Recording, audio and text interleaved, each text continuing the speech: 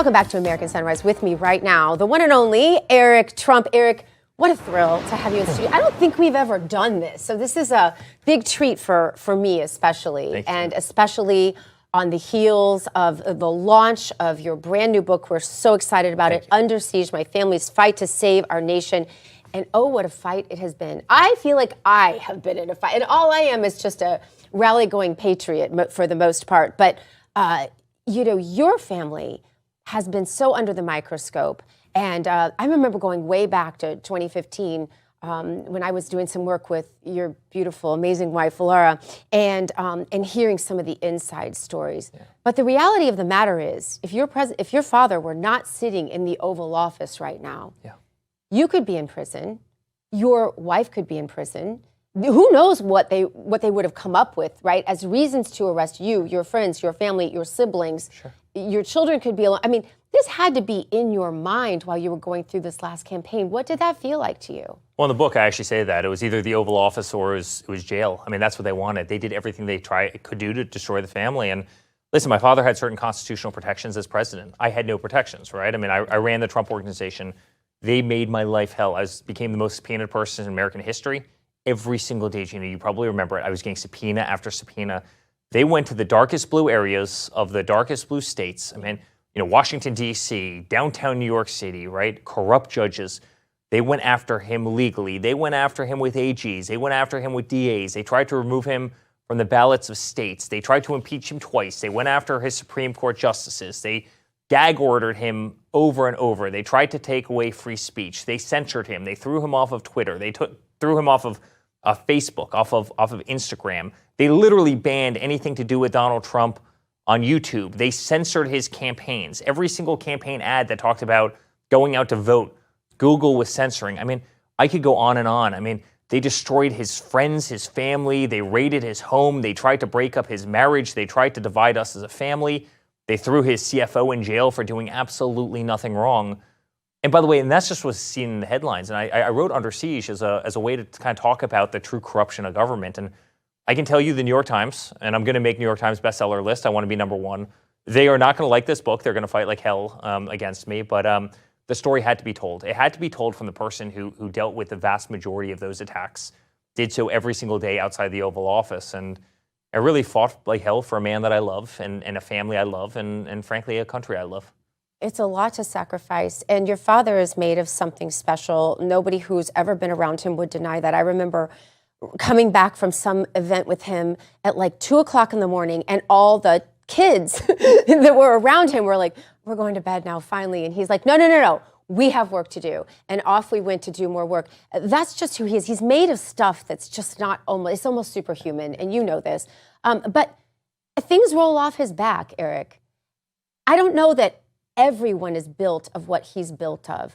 What role did faith play for you and Laura and your family as you were going through some of the deepest cuts? Yeah.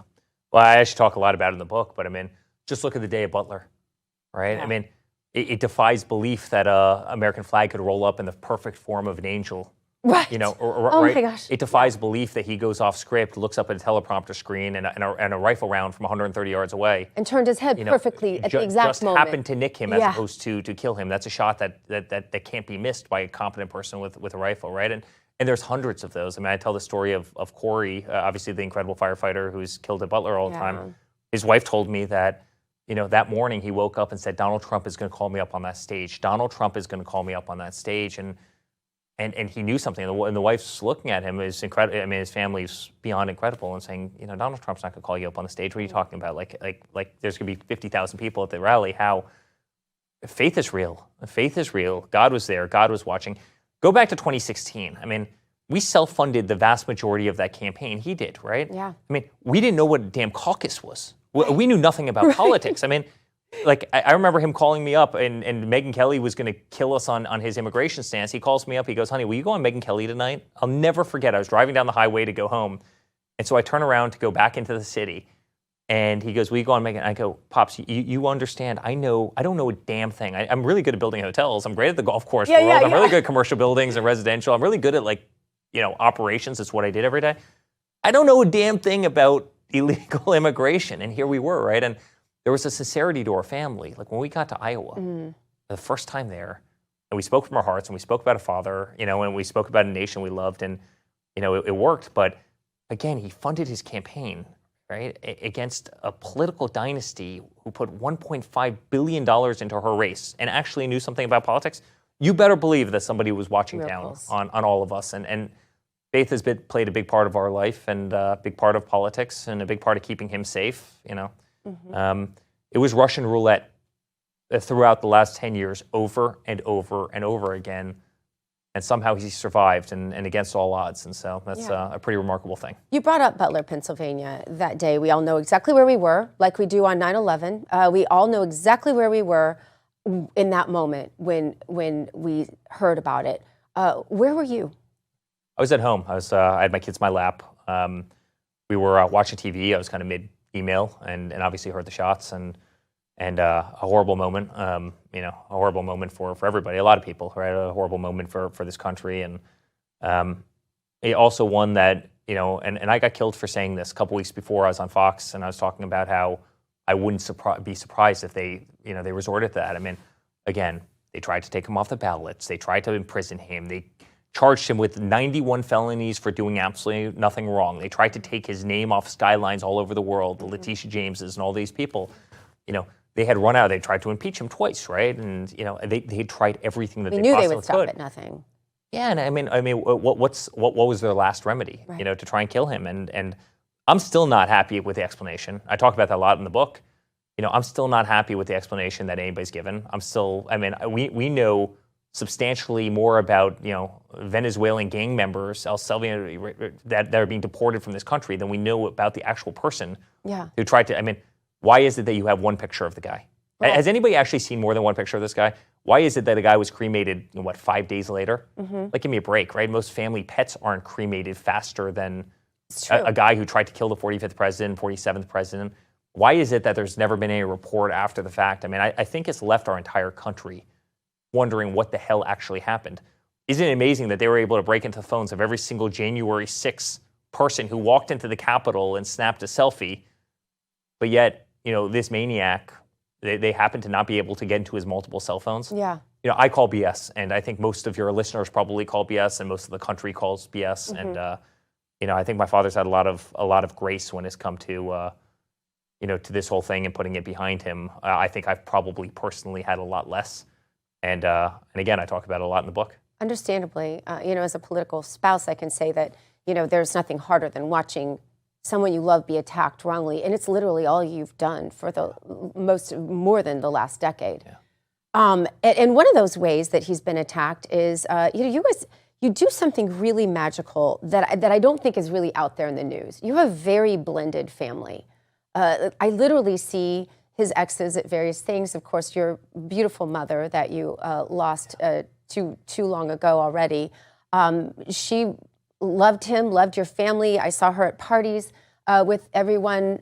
There's Marla, of course.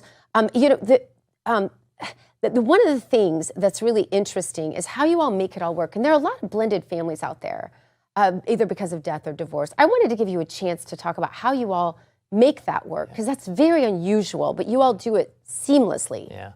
My mother was the greatest, and she always, she loved my father. Always. They loved each other until the very end. Now, she had the funniest quote. She said to Anderson Cooper, one of these guys who just berated her nonstop during the first election. She goes, maybe he wasn't the greatest of a husband, but man, will that man make a damn good president. It was like the coolest Ivana Trump line. But it's amazing. It was never forced on us. I love Baron to death. I think he's an awesome kid. Tiffany is like the nicest girl you'll ever meet. Incredibly close with her. Obviously, Don and Ivanka, inseparable with. But it was never forced, right? And that's kind of amazing. My mom, when she was buried, she's actually buried in kind of like the family plot that we carved out to be kind of like almost the family. At Bedminster, right? Family cemetery. Imagine going to your current wife and saying, hey, I'd like my ex-wife to be buried alongside all, right? It's not one of those conversations that usually happen. Right. Most of the time, the current wife would say, no freaking way, right? Right. But it really defeats the narrative out there on your dad. And yet during her funeral, it was, the deranged family members all come together. Now, that was again, I talk about this so much in the book, like they wanted to break us apart. They wanted to divide and conquer. they would give everything. I mean, the amount of book companies that went out there and literally paid people to make up BS narratives, right? To interject their thoughts. And I mean, we have a kind of distant niece who wrote this book about, a couple 100-page book about our family and how we're a, terrible family. And yet I think if I met her once in my adult life, like, wow. I mean, you barely have even met her? And yet there's I literally know, like. And she's taken as some sort of authority. I know my FedEx guy better than I know her, yet she's watching, she's launching 300-page books about absolute nonsense. And it's just amazing, right? It's amazing how the world works, but we are an amazingly close family. Yeah. My father is a remarkable guy. He's doing a hell of a job. There has never been a fighter like that guy. And he wasn't easy on you growing up. No, people think you lived this life of privilege. He's a tough cookie. And by the way, my mom was maybe even tougher, right? Coming from a communist Czechoslovakia. Yeah. No games, great manners, but we have an amazing family. He's an amazing guy. It was the greatest honor of my life to stand by him every single day. We fought like hell. Yeah. We fought like hell because we had no one else. I mean, no one was fighting for us. I mean, I went back and I tried to count the amount of people that endorsed my father in the 2016 race. And I think there was like two or three at like the very, very end. Yeah. And then, fast forward to 2024 and every senator, every congressman, yes, it would be our greatest pleasure to endorse you. And I'm sitting there laughing, saying like, it's just amazing. And speaking of that, you lost friends during we all did. All of us who stood for him back in 2015, 2016 know what it was like to be booed when you walked in a room of people that you thought were your friends or supporters before that. But you had a lot of these people come back around, and some of this was pretty ironic. You talk about this in the book. Yeah. Well, I mean, I lost some really good friends. I mean, two of my best friends in the world. I were in their wedding parties, best friends with them every vacation, every weekend, and then all of a sudden one day I open up Instagram and one of their wives is, marching in one of the parades in Washington, D.C. in 2016. And that hurts. You kind of send them the text message like, what the like, heck? I literally introduced you to your wife. Like, I was there the day you guys met. I was in your wedding. I was standing by your side, and I get to see some vile sign, held up by her and your two kids who I adore. And no, politics is crazy. What's also amazing is how many of those people come back around after the fact, which is the amount of text messages I got, right after November 8th of 2017, and then obviously right after November 5th of 2024. Hey, buddy, how are you? Just checking in. I really love an appointment. I wanted to stay a little distant because I knew how busy you were, but really we were behind you the entire time. Yeah. There's a lot of that. I don't want to use the word, but there's some FUs that go through your mind. Yeah. And that even happens to supporters, right? Who stood by him, and they hear from people from high school, like, hey, do you think you can help me? You give me a meeting with Eric Trump. I'm like, I haven't seen Eric Trump in a year, but yeah, sure. But you know what the most beautiful thing is? I wouldn't trade one of those people who disappeared from your life for the amount of unbelievable people that have come into our lives. Hey, listen, you've come into our lives, right? Had it not been for the political journey, Laura and I would have never known you. We would have never known your husband, right? I can count so many of those people. And by the way, who really had personal sacrifice throughout this whole process. Talk to those patriots, Eric, because a lot of them have lost friends too. Maybe they went to a barber shop and now they're not even welcome there anymore. That kind of thing. Talk to them for a second. Well, what I'll say is, we've won. We've won, and I mean that with all of my heart. Listen, we won the popular vote. We won all the swing states, right? We won every single state, meaning every single state skewed to the right, skewed Republican. Look at Miami-Dade County. 37 years, Miami-Dade County has never been won. We won Miami-Dade County by 11 points, every single demographic, whether it be race, religion, gender, age demographic, every single one of them skewed. And so the point is, the early people got abused, right? Yeah. At the same time, they won. Yeah. They were right. And now this country is in the right hands. We've become a nation of faith again. We've become a nation of the Constitution again. We've become a nation of common sense, no BS. We're not being ripped off by the entire world. You have a person in the Oval Office who's doing a great damn job and restoring safety to the streets, restoring family. What I hope we've imparted throughout this whole fight is a little bit of a sense of the American family and what can be accomplished if you punch hard and work hard. And so I guess to all those patriots, we've won. And hopefully I think everybody's probably seeing right now that their time and effort and sacrifices and lost friendships and other things, hopefully at this point has paid off, because I think they're seeing the country in a much better place than it was under a demented, deranged president who was using an auto pen every day. Well, there's one other narrative that I think you might need to set straight, and that is people think that your brother Don, now I know you love him, but people think that he's the sportsman of the family. And I've heard rumors otherwise. I just wanted you to correct the record. Oh, yeah. No, anything that flies through the air, anything that goes down a rifle barrel or pistol barrel or shotgun barrel, no, I've got Don. No, joking aside, Don's an amazing sportsman. He's the, I always call him the modern day Teddy Roosevelt, and I don't say that lightly. Wow. Don and I grew up in the woods with compound bows, man, the amount of time we spent there, and my father, my grandfather on my mom's side got shooting from a very, very young age, and it's been a massive part of our lives. Competitive shooting, all the shooting. You're really good. We really love it. We really, really love it. It's ingrained in our kind of DNA, and it's every bit of our heart and soul. And so my father had kind of the real estate and golf. My mother's side had really, really the outdoors. Yeah. And so we're a blending of all three. What a beautiful balance. And how American. Couldn't get more American than that.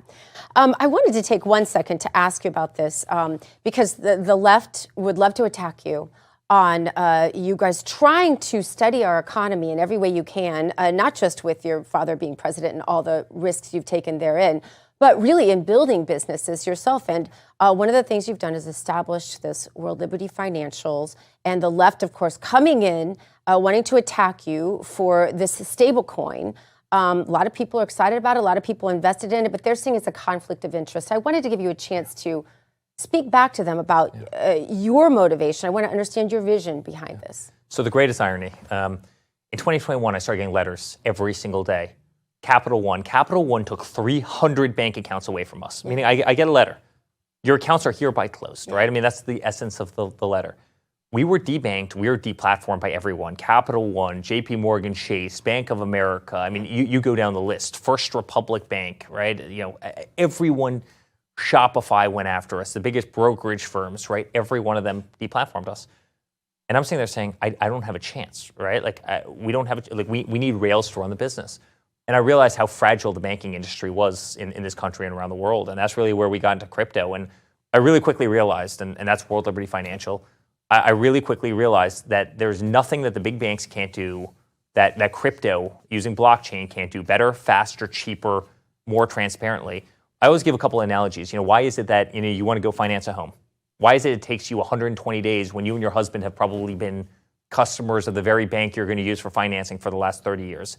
Why is it that every single week as a real estate guy, I'm waiting to send out a wire, right? And I'm desperately trying to get out the wire before 5 o'clock on a Friday afternoon, right? And by the way, if you don't get it out by 5 o'clock, guess what? The intended recipient, or if you don't receive it by 5 o'clock, they're not going to get the money until the following late Monday or Tuesday. Why is that in our day of technology? Yet I can grab my cell phone and I can send you Bitcoin. The other crypto company we have is American Bitcoin, which I just debuted on the NASDAQ last week. Yes, congratulations. It's absolutely soaring and flying. Yeah. But why is it in the world that I can send you crypto, I can send you Bitcoin, I can send you USD1, which are a stablecoin, and it can go from my wallet to your wallet 24 hours a day, 7 days a week. On a Saturday night, you can be having a glass of wine and receive a payment instantly at virtually no fees.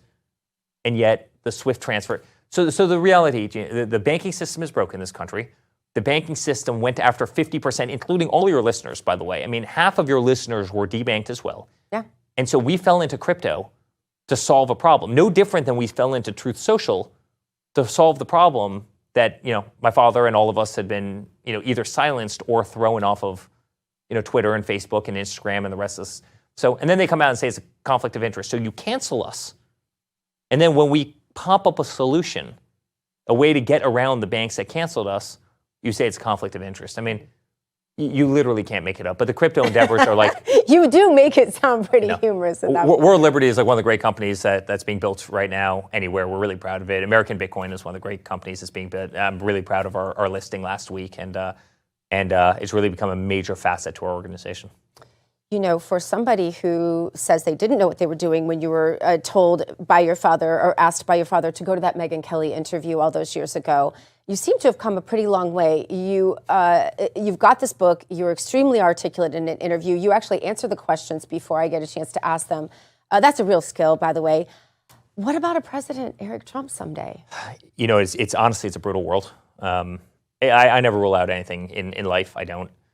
You better make sure. With my father, I think 2016 was the right time for him because it was probably the right is probably the first instant in our lives where, I mean, he looked at me, I was 33 years old. Hey, honey, I want you to run this company. Right? I mean, this is a multi-billion dollar, many billion dollar, global real estate empire. Yeah. That became very complicated with politics. And I don't think he could have done that 4 years earlier, but you better make sure that your family, is well positioned, has a lot of backbone. What a great point. Because they will attack your kids. They will go after them. They will try and destroy your life. They will try and imprison the people around you. That's how the Democrats played this game. And so, we were lucky with my father. We had The Apprentice. We had notoriety. We were on all the shows. We had our own voice. We had some backbone. But man, is it a brutal process. It's a family thing. That's a great Now, at the same time, we better hope that business guys get into Washington, D.C., because honestly, when you hear Kamala, as she was running for president, she's talking about, she's talking about inflation. She doesn't know what inflation is. She's talking about, price gouging. Or what did she say? She actually said price gauging. Do you remember that? Yeah, I do remember that. And they're saying that this is a person who's going to run a $33 trillion economy, and they can't even get out a basic word. And so we better hope we have more great business people in this country, men and women, who actually step into the role. At the same time, it's nasty business. It's ugly as hell, and you better make sure that the people in your family are ready for it. What about your father on Mount Rushmore? I know patriots will want me to ask that because they love that idea. Nobel Peace Prize notwithstanding, but Mount Rushmore, it just seems like after everything you all have been through, everything that he's endured, it just seems to follow. He deserves it. Yeah. He deserves it, and he deserves a Nobel Peace Prize so many times over. I've literally been in that office. I was in that office for one conversation where he literally stopped a war. In fact, I was in the office recently for another one where he stopped another one. I mean, the amount of children, and I say children, young kids right now that are running around the world who are alive based on the fact that he stopped conflicts that otherwise would have spiraled out of control. Yeah. There are moms and dads out there who have their kids based on calls that he's made and conflicts that he's ended kind of before they really got out of control. And they have probably zero appreciation that, many of their children and many of the people they knew would not be there had it not been for him. And he deserves a Nobel Peace Prize. And to watch so many of these presidents in the past get the Nobel Peace Prize who did nothing other than, fund the Pentagon's war machine and create conflict all over the world and enter these 20-year wars in Iraq and Afghanistan that cost our country trillions of dollars and thousands of lives. Yet these guys are getting Nobel Peace Prizes. Yet Donald Trump is the one president who's actually never taken us to war. He's never gotten into a war. He's done everything humanly possible to keep us out of the war. And yet they kind of begrudge him that honor, which he deserves more than anybody. He deserves that Nobel Peace Prize. He deserves to be on Mount Rushmore. And I think in time he'll get both. Well, the book is Under Siege, My Family's Fight to Save Our Nation. I understand it's a very candid book. It's very personal. It's very heartfelt, biographical almost. Congratulations on it. All the best to you. Thank you. Thank you. God bless you and your family. I think New York Times is probably going to do everything they possibly can to knock me down. So we all need to go buy. What are the tricks? Go buy it the first day. Go buy it right now. It's on Amazon. Pre-order right now, right? Actually, DJT my father did the audio. He wrote the foreword to the book. He did the audio, which was really nice. Laura did one of the forewords to the book too, and I read the entire book, which was a hell of an experience. It was fun. So I put my heart and soul into it, and it's a great read, and it helped me take out the New York Times because they're going to do everything they can to keep me from being number one. You better believe that. Got to be the knives are going to be out. Too big to rig, right? We got to make it too big to rig, guys. Where have we heard that before? Eric Trump, thank you. God bless you. It's good to see you. All right, you too.